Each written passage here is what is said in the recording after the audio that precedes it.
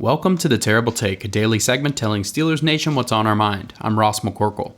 When training camp began, Cory Trice Jr. had been fully cleared for contact and started out as a full participant, only he had a very quiet first week or two of camp. The assumption entering camp was that Trice would be in competition with Darius Rush and possibly Anthony Averett for the top backup job behind Joey Porter Jr. and Dante Jackson. It didn't seem to be playing out that way early in camp.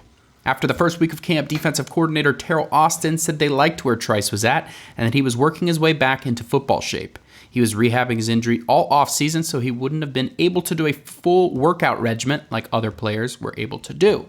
Austin said Trice would get more opportunities as camp ramped up.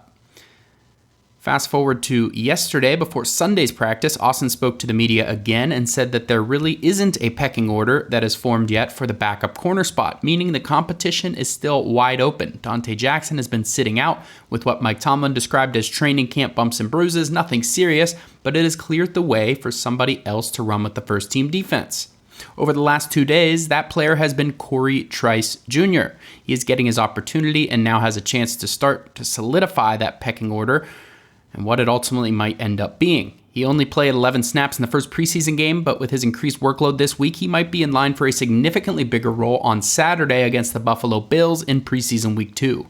It is too early to make declarations either way, but if Jackson sits out the second preseason game and Trice starts opposite Porter, it could be a preview of the future starting tandem at outside corner for the Steelers. The Avatar corners, with their freakish height, length, and athleticism, could finally be rounding into form a year after they first turned heads at practice together as rookies.